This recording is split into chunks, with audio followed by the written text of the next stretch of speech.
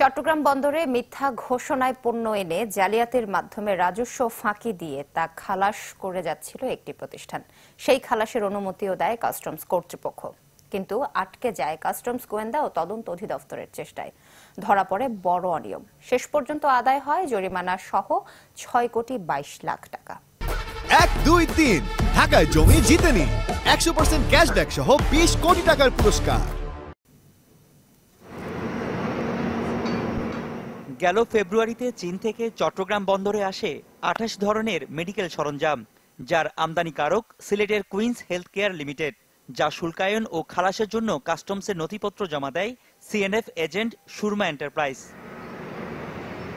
পরীক্ষা নিরীক্ষা শেষেই মাসখানেকের মধ্যেই ২,৬৩,০০,০০০ টাকা শুল্ক দিয়ে পণ্যগুলো বন্দর থেকে খালাসের অনুমতি দেয় কাস্টমস, যা তোলা হয় ১০টি ট্রাকে। কিন্তু মিথ্যা ঘোষণায় আমদানির তথ্য পেয়ে গেল ১৪ মার্চ পণ্যগুলো পুনরায় পরীক্ষা করে কাস্টমস গোয়েন্দা ও তদন্ত অধিদপ্তর। এতে বেরিয়ে আসে চাঞ্চল্যকর তথ্য। প্রমাণ মেলে মিথ্যা ঘোষণায় পণ্য আনার। এছাড়া পাওয়া যায় ঘোষণার বাড়তি ১০ টন বেশি ওজনের পণ্য, যাতে ২,৭,০০,০০০ টাকা রাজস্ব ফাঁকির চেষ্টা করে প্রতিষ্ঠানটি।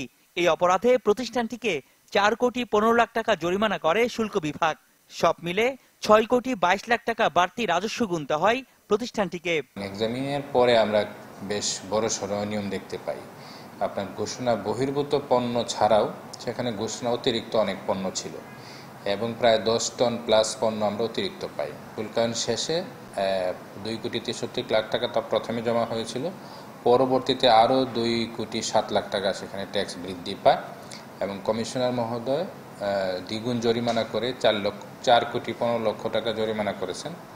অর্থাৎ ৪,১৫,০০,০০০ টাকা জরিমানা সহ ২,৭,০০,০০০ টাকা অতিরিক্ত শুল্ক কর, সর্বমোট ৬,২২,০০,০০০ টাকারও বেশি আদায় হয়েছে শুধু এই কনসাইনমেন্টটা থেকে।